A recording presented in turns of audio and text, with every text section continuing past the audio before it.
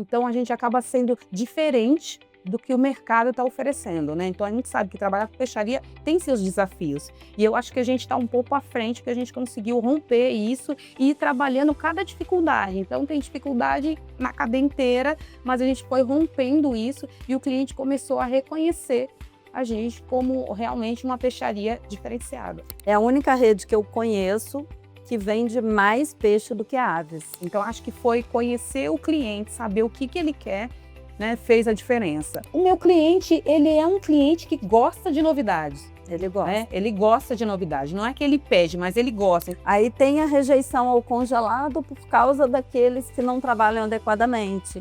Eu acho que atrapalha um todo. Eu acho que a fiscalização devia ser um pouco mais incisiva, rígida, né, nesse quesito. Então, assim, quem tem interesse, né, de estar num departamento que é apaixonante, apesar das dificuldades, né, pode entrar na peixaria, porque é um caminho sem volta.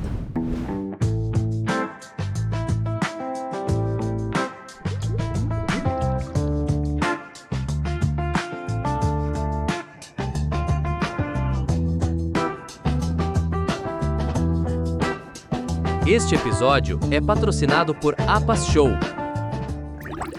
Olá pessoal, estamos aqui em mais um episódio do podcast Seafood Brasil, hoje com duas convidadas muito especiais. Nós temos aqui a Andréa Pacheco da Costa, que está acompanhando a Paloma Tavares. Andréa Pacheco da Costa, ela é gerente comercial de proteína in natura e perecíveis do Hortifruti Natural da Terra. E a Paloma Tavares já é uma conhecida do nosso setor de pescado, né? Ela é a compradora de pescado, aves, suínos, exóticos e sazonais. Só não entra bovinos aí, né, Paloma? Isso. É isso, gente. Muito obrigado por estarem aqui com a gente. Vai ser um prazer conversar um pouquinho sobre perecíveis e, em especial, o pescado. Obrigada. Obrigada pelo convite. Imagina. Esse episódio é um oferecimento da APAS, que é a nossa apoiadora dessa temporada de episódios aí da Seafood Brasil. E também gostaríamos de agradecer aí a toda a nossa audiência e convidar para que vocês nos curtam aí nas redes sociais, que sigam a gente no YouTube e também no Instagram. Okay? Pessoal, então começamos aí. Eu gosto de começar perguntando um pouco da trajetória de vocês. Então fiquem à vontade, tirem para o ímpar e aí quem começar... Começa com você. Os mais velhos. Por favor, André. Então, eu sou formada em veterinária, né, pela Universidade Federal Fluminense, e sempre trabalhei na linha de alimentos, né, indústrias de alimentos de origem animal. E aí depois vim para a área comercial e o varejo é uma cachaça que nunca mais a gente sai. Então já tive uma primeira passagem no Hortifruti, que fiquei por 10 anos. Depois fui para outra rede e recentemente retornei para o Hortifruti, aqui agora como a gerência dessa parte de proteína animal, né, in natura, e a parte de perecíveis. E estamos num caminho bem bacana na empresa, com uma equipe aqui como a Paloma maravilhosa. Muito bom, obrigado, André. Paloma.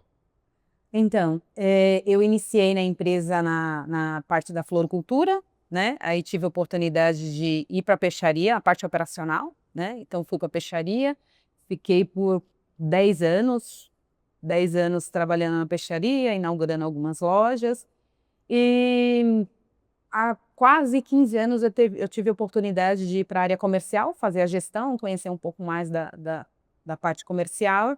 E aí estou, até então, sempre com alguma categoria, mas a peixaria sempre foi a queridinha, nunca deixei a peixaria de lado, sempre deixaram a peixaria comigo e aí a gente está tocando aí até hoje.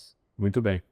Paloma, a gente sabe que o Hortifruti Natural da Terra agora, recentemente, né, foi adquirido pelo Oba, mas naturalmente já é uma rede que tem muita tradição já na comercialização de pescado, né? Eu queria que você contasse um pouco por que você acha que a rede se destacou aí na comercialização de pescado, especialmente pescado resfriado, né, que já é uma tradição, o consumidor do Natural da Terra já busca esse tipo de produto. Eu queria que você contasse um pouquinho por que você acha que isso aconteceu, esse produto ficou tão importante, essa categoria tão importante lá dentro. Eu acho que peixaria é um dos setores, assim, dentro de perecível, que mais fideliza cliente, né? Porque, assim, a gente precisa buscar, primeiramente, produto extremamente fresco. E o desafio do comprador é manter, né, esse frescor.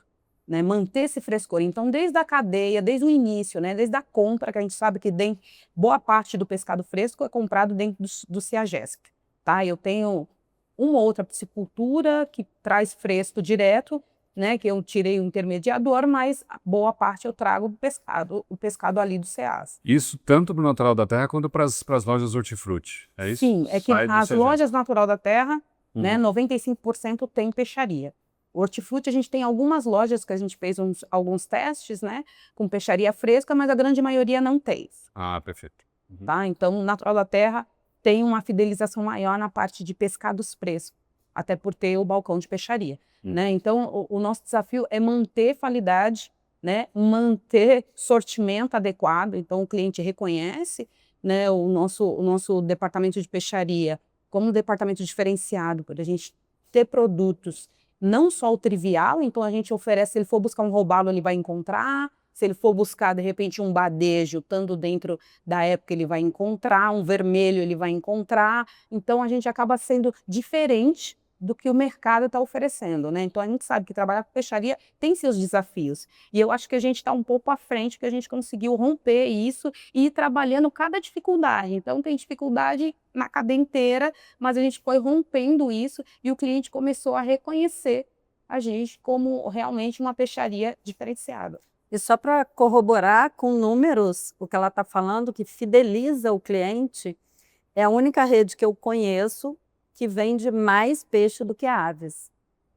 Então, a gente tem, por vezes, uma peixaria com uma venda maior do que aves. Olha, gente, vamos registrar isso aqui. Natural da Terra vende mais peixe do que aves. Isso. Não conheço outra rede que possa dizer isso. Exato. É, muito legal. E é um trabalho muito bacana que a Paloma desenvolveu com essas peixarias. O que você acha que na tua formação foi determinante, assim, para você observar isso? Você é uma pessoa que começou pegando uma massa ali, né? Sim, Pegando sim. peixe na mão. Sou peixeira. É peixeira raiz, Sou peixeira exatamente. raiz. Você acha que isso foi determinante? Assim, Eu nessa acho que tua sim, experiência? foi determinante conhecer o produto, né? Claro que é uma gama muito gigante, o que eu conheço é muito pouco perto, né, da vasta opções que tem no mercado aí, enfim, mas eu não tenho dúvida que foi conhecer o cliente, né? A gente entender o que o cliente quer, porque a gente sabe que tem todos os tipos de cliente, né? O que o meu cliente, dentro das minhas lojas, o que ele veio buscar. Então, acho que foi conhecer o cliente, saber o que ele quer, né, fez a diferença. E aí, com isso, a gente foi buscar no mercado e também qualificar as pessoas internas, né, para poder trazer isso para o nosso cliente. Perfeito. Esse é um ponto central aí que a gente vem tratando em todos os episódios, a mão de obra, né? A questão da mão de obra. Então, hoje a gente tem a concorrência desse trabalhador formalizado, né, CLT, mas que vai trabalhar com um ambiente complexo, difícil, que você conhece muito bem, né, que é lidar com a peixaria. Sim. Peixaria não é o ambiente mais agradável do mundo dentro Não do é. varejo, né, longe disso. Então, você tem aí esse cara que eventualmente pode trabalhar num aplicativo, numa outra plataforma, trabalhando com Várias entrega, opções. fazendo o horário dele, e a gente concorre um pouco com isso para conseguir convencê-lo a trazê-lo para esse outro ambiente aí, um pouco mais formal, né? Vocês também enxergam dessa forma e de que maneira isso tem impactado a operação de vocês? Hoje o maior desafio de qualquer segmento que envolva manipulação, e a peixaria principalmente, que é uma mão de obra bastante especializada, é o maior desafio do desenvolvimento dessas peixarias nas lojas.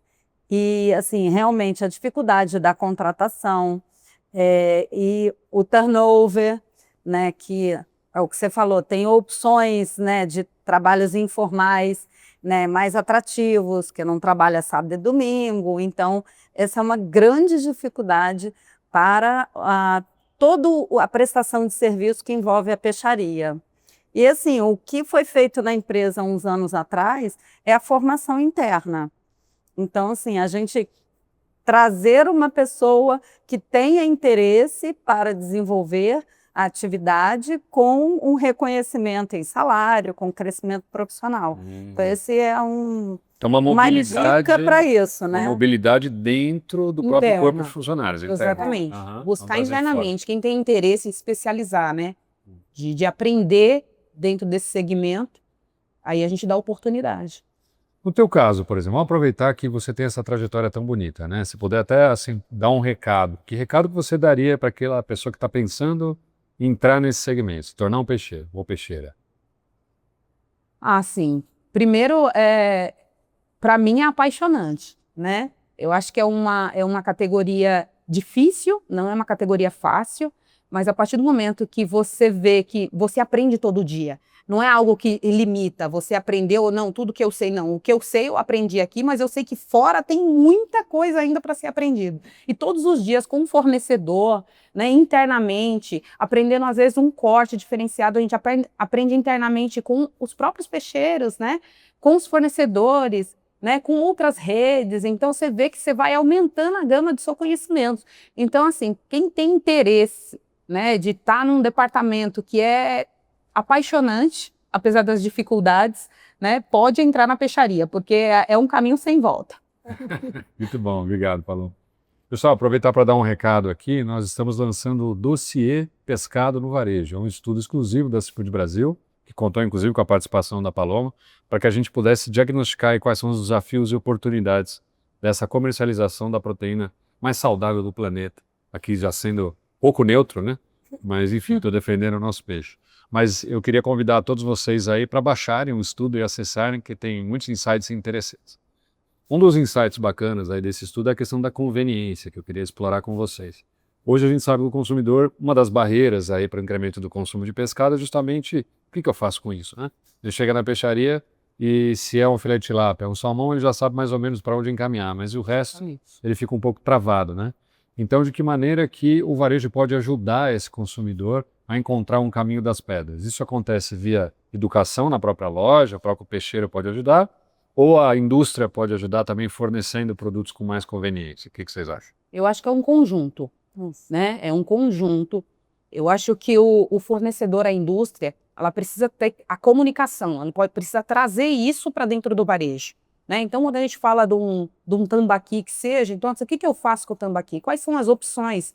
Né? Tem muita variedade de preparo, né? Ele é versátil, como que dá para preparar? E é o que você falou, o pescado é muito isso. Então, se a gente não prepara o nosso colaborador para que ele tenha esse entendimento e consiga transmitir isso com firmeza, né, para o nosso cliente final, a gente vai ficar no trivial, vendendo salmão, tilápia e pescada, né? Sim. E na pescada tem uma gama de camarão. venda, e camarão, E ainda o camarão sendo Vanamei, porque a gente sabe, né, a dificuldade dos demais em relação a preço, Da né? pesca extrativa, né? Principalmente o de extrativismo. Então, eu acho que é trazer a comunicação mesmo, sabe?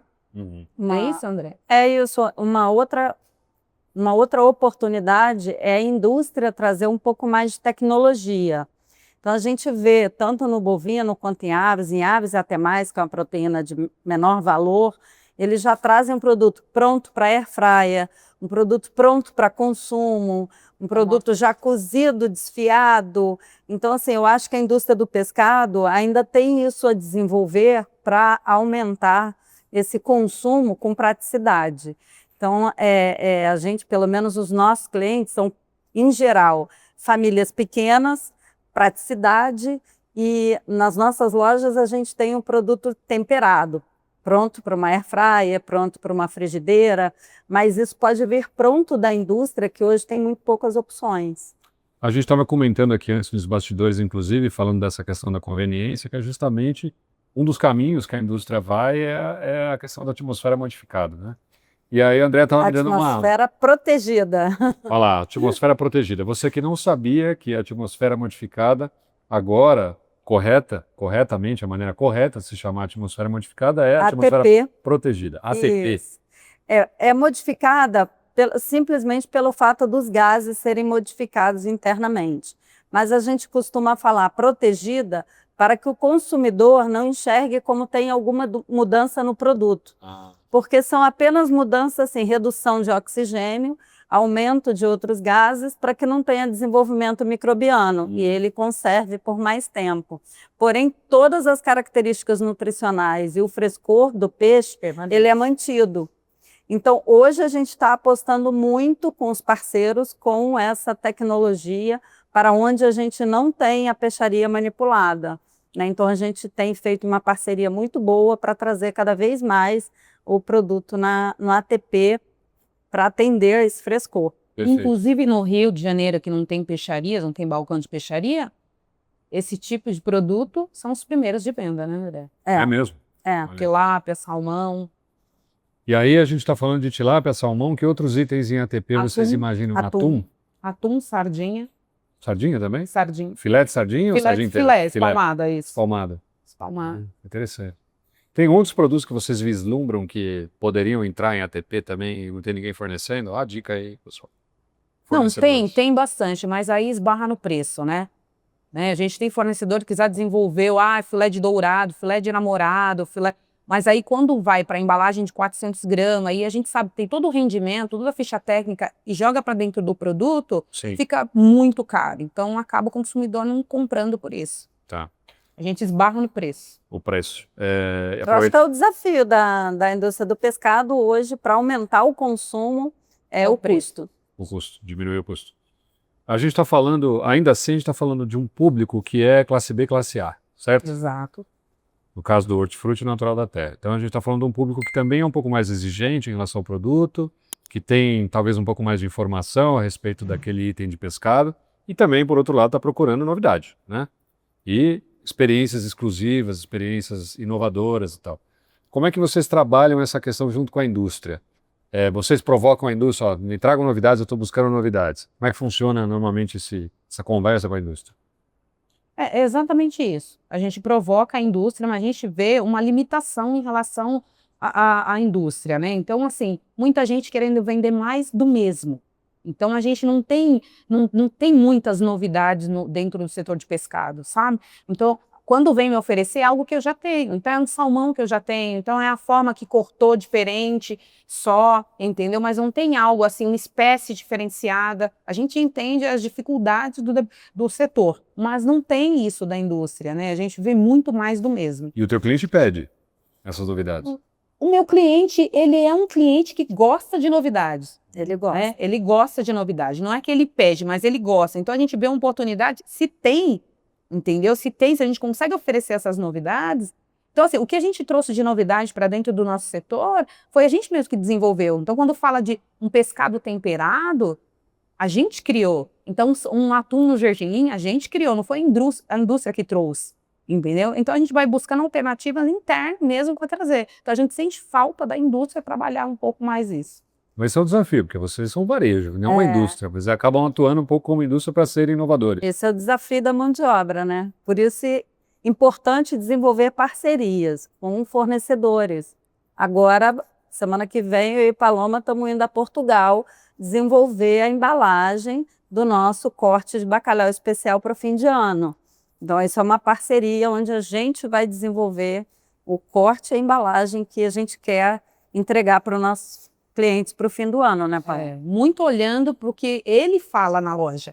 Para nós é muito importante ouvir o cliente.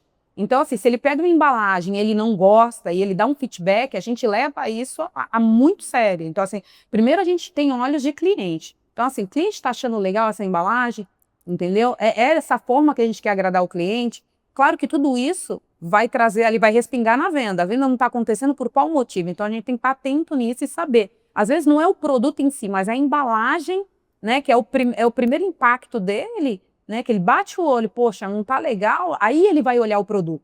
Muitas vezes a gente sabe que tem produto no mercado que não é tão bom, mas quando ele olha a embalagem, poxa, vou levar. É claro que isso não perdura, né? Ele não vai vir, não vai ter a recompra. E o que a gente quer é cliente fidelizado, não só na parte de peixe fresco, peixe congelado e também bacalhau.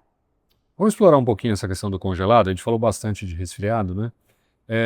Hoje o cliente de vocês, ele busca também congelado? Ele está querendo, em geral, ele procura mais o produto resfriado? Como é que está essa participação de cada? Ele busca mais o resfriado. Tá? A gente tem 70-30. 70-30. Isso. Tá, 70 resfriado, 30 congelado. Exato. Exato. Mas a gente tem bons fornecedores, tá? Onde a gente sabe que não tem gato por lebre. Eu sei que a fiscalização hoje está muito em cima em relação a isso, mas eu ainda encontro fornecedores que vão me procurar para trazer algumas amostras e eu sento para analisar e conversar com eles e encontro assim, um percentual de glazer muito acentuado, né? Um produto que diz que é um e eu sei que não é, entendeu? Então, ainda existe marcas no mercado com essa questão. São as duas fraudes principais aí, né? Troca de espécies e glazing exagerado. Então, o Exato. glazing, pessoal, ele é uma cobertura de cobertura de gelo que foi criada para proteger o pescado. Mas se você usa Que é demais, legal. E que é legal, exatamente. dentro do percentual, né, que a Anvisa determinou. Sim. O problema é que quando a gente tem fornecedores que não trabalham dentro da regulamentação, ela, para os olhos do consumidor, ela leva todo mundo no mesmo barco, né? Porque assim, aí tem a rejeição ao congelado por causa daqueles que não trabalham adequadamente. Então, eu acho que atrapalha um todo. Eu acho que a fiscalização devia ser um pouco mais incisiva, rígida, né? nesse Sim. quesito. Vamos explorar um pouquinho a Semana Santa. Como é que foi a Semana Santa para vocês? A gente está num momento de alta de preços de tudo, né, no mundo inteiro, mas no caso do pescado a gente tem uma queda de preço de salmão pontual, uma estabilização no preço da tilápia também.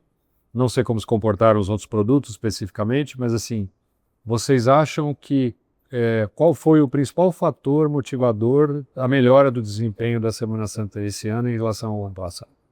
Eu acho que a gente está preparado, né, para a venda. Então, assim, antecipar as negociações, sentar com os fornecedores, ver as oportunidades, desenhar o planejamento com antecedência, tá? Acho que isso fez a diferença, né? Entender quais espécies, o que tinha de oportunidade, está ligada muito nessa questão de como é que vai estar o salmão na Semana Santa. Dá para a gente ofertar sem comprometer a margem da companhia ou não? Porque a gente tem um número a entregar e o número não é só de receita, né? A gente precisa entregar lucro. Então, esse é o ponto também dos recordes. Você bate um recorde de venda no ano, você já começa a ficar preocupado, porque o ano seguinte você vai ter que bater de novo. Exatamente. Então, é desafio sobre desafio. Ano que vem vai ter um esforço maior, porque esse ano foi muito bom. Que bom. E principalmente pelo planejamento feito antecipadamente. Isso fez toda a diferença.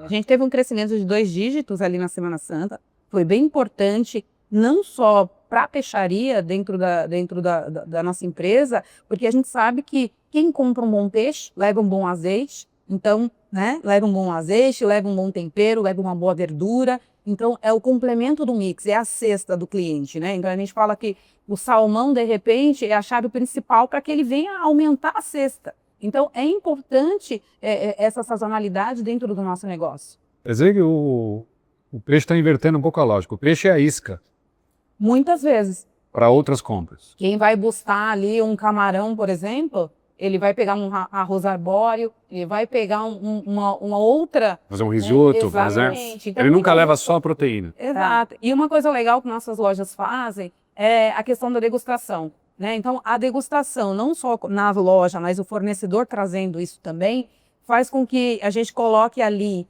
o prato principal, né? Que é o peixe, mas ali a gente já coloca um azeite, né? Então, faz um salmão ali, tem um azeite trufado, tem um vinho. Então, o cliente olha aquela harmonização e ele acaba querendo comprar tudo. Ah, poxa, vocês me deram uma ideia ali de fazer, né, meu jantar. E acaba levando um pouco de tudo ali. Isso aumenta a cesta. Então, isso a gente está sempre motivando dentro do nosso negócio. E que dá resultado, não só na peixaria, né, André? Porque em todas as categorias dá muito resultado. Bastante. Ah, interessante. Olha, tem um ponto também muito importante se a gente for analisar, olhar a cadeia de cima, né? O planejamento é um ponto fundamental que você trouxe, né? Você se planejar sempre funciona melhor. Vocês estão indo agora, nas próximas semanas aí, vão para planejar um produto já para o Natal. Exato. Então, o quanto vocês acham que isso é central? Já tentando entregar aí para outras redes de varejo, que vão conversar com a gente também, um pouco do segredo de vocês, né? Por que o planejamento é tão importante? Qual é o diferencial, assim, que traz uma rede que se planeja bem? O que ela ganha com isso? Então, planejamento ele é fundamental. Primeiro que você compra melhor, você evita a sobra ou a ruptura, porque você está se planejando para aquilo, e você vai executar melhor, porque você planejou com antecedência. Você tem tempo de negociar, achar os parceiros adequados para você executar esse plano da melhor forma. Então, a gente agora já está planejando o final do ano. Então, isso é fundamental para a execução sair bem feita. Aí você tem um ponto da nossa cadeia que é a questão do produto de aquicultura e o produto da pesca extrativa. Então, a aquicultura você tem um pouco mais de previsibilidade. Sim. Né? Mais ou menos você sabe que você vai ter o produto tal época, ele demora 7, 8 meses para tirar para sair da água, né? Ficar no tamanho ideal, abater, passar pela indústria e chegar até vocês com filé fresco. Aí você tem, por outro lado, a pesca extrativa, que você nem sempre tem essa possibilidade, embora tenha os períodos de defeso, também tem sazonalidade, você sabe que vai ter tainha agora nessa época do ano, por exemplo, mas o resto do ano é um pouco mais complicado, né?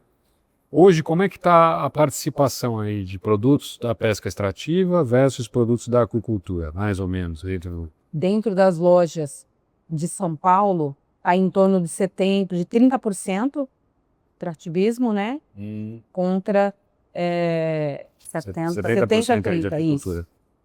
Olha só. Aí é tilápia, salmão, basicamente, isso. aquicultura, e a pesca extrativa, atum e outras espécies. Isso. E o camarão também na aquicultura, né? Guanamei. É. Isso. É. Exatamente. E o que você acha que é mais fácil hoje trabalhar? Porque a gente sabe também, isso é uma pergunta complicada, porque o consumidor ele quer variedade, por um lado. Ele vai na segurança, mas ele também quer conhecer coisa nova. E conhecer coisa nova nem sempre a agricultura consegue dar. Tambaqui ainda é uma espécie que pode ser mais explorada, ainda tem possibilidades aí. E né? entre outros, né? Tem bastante. Entre outros.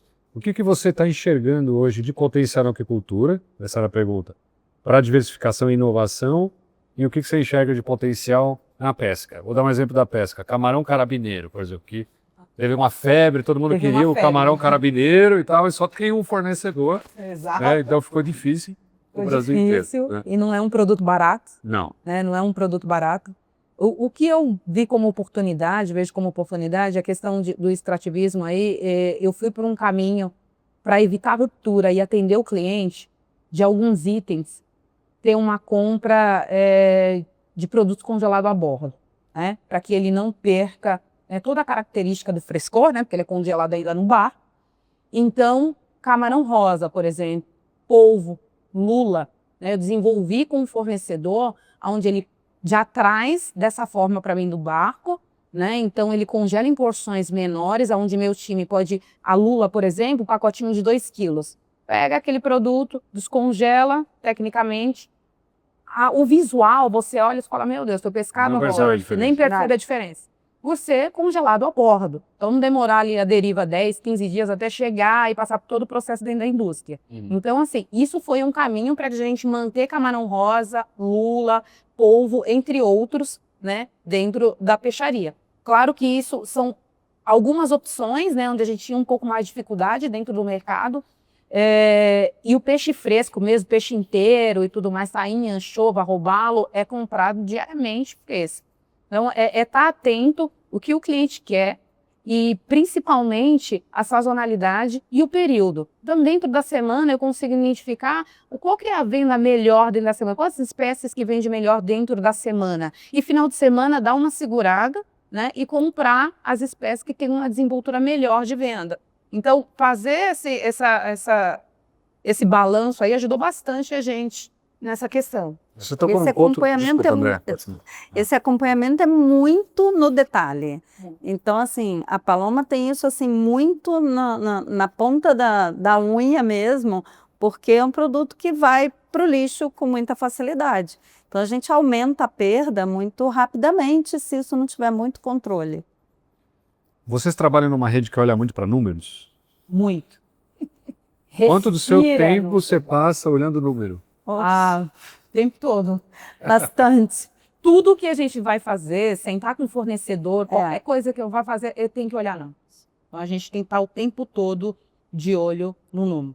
Esses têm indicadores internos de performance e indicadores externos também para avaliar esses fornecedores. Sim, para avaliar. Scantec, Nielsen, os indicadores externos e os internos que a venda do ano anterior, do dia anterior, o que você planeja para frente. Perfeito.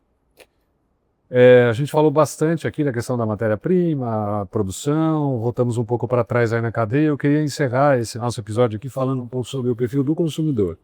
Já falamos em episódios anteriores sobre esse tema aqui da reportagem de capa da edição 63 da Silva do Brasil, que trata das canetas emagrecedoras e o impacto que isso tem no mercado de proteínas. Eu queria concluir aqui essa nossa conversa com vocês comentando um pouquinho sobre o ponto de vista que vocês têm sobre esse aspecto aí que tem transformado a nossa sociedade, né? As pessoas perdendo peso rapidamente e adotando um outro olhar sobre a alimentação. O que vocês enxergam e como isso pode impactar o nosso setor de pescado? Então, não especificamente das canetas, mas é um impacto bem grande. O consumo tem diminuído no geral. A gente é um varejo especializado em alimento, mas as proteínas crescem bastante, né? Então, não só as proteínas de origem animal, como o pescado, mas as proteínas no geral, elas têm crescido com a proteinização dos produtos. Então, um exemplo recente que não é pescado, um queijo cottage, posso falar de outros produtos, tá? Com certeza. O queijo cottage, ele vinha caindo no consumo. A gente vendia muito queijo cottage no passado, que é uma rica fonte de proteína. Então, ele caía muito. O primeiro fabricante que colocou o teor de proteína na embalagem, ele passou a crescer 30%. Só em colocar o teor de proteína na embalagem. Era um produto que caía a venda e ele passou a crescer 30%. Por causa da comunicação. Exatamente. É o que a gente fala, o quanto é importante a comunicação. Isso. Explicar para o consumidor. Você sabe que eu tive agora em Barcelona e uma das inovações que eles apresentaram no prêmio lá foi justamente um produto que deixava bem claro qual é o nível de proteína, a quantidade de proteína que tem naquele filé de peixe. Isso parece uma coisa simples, mas eu vi o especialista da própria empresa falando e defendendo o produto dele, ele falou assim, não, a gente tende a achar que o consumidor já sabe que peixe é bom, que faz bem para a saúde e que aquilo já é uma proteína saudável e magra. Mas isso você precisa dizer para ele, com os elementos. Hoje as pessoas fazem cálculo de proteína por prato. Eu já vi nas nossas lojas, pegando, olhando calculando para ver se vale a pena. E compra aquele que tem a quantidade de proteína na embalagem, ao invés de comprar o mesmo produto de outra marca que não está escrito. E às vezes tem até mais proteína. Aí é uma oportunidade também para a indústria de pescado pensar na comunicação, como comunicar melhor aquilo que a gente já tem como atributo muito fácil, né? Pescado vende fácil nesse aspecto, não vende da saúde? Exatamente. Pois é. Gente, então, foi um prazer, muito obrigado. Obrigada. Agradeço muito o tempo de vocês. A gente está aqui no meio de uma feira, né? E elas dedicaram esse tempo especial para estar aqui com a gente. Aprendi muito, tenho certeza que vocês também. E fica aqui o convite para a gente retomar, fazer um segundo episódio aí com vocês, para a gente mostrar os avanços aí dessa nossa cadeia tão interessante e que vai transformando as pessoas em peixeiras, né, Paula? Vai sim. Bem legal. Obrigada. Imagina, eu que agradeço. Obrigado, agradeço o convite, obrigada. Imagina. Tchau, pessoal. Até a próxima. Muito obrigado.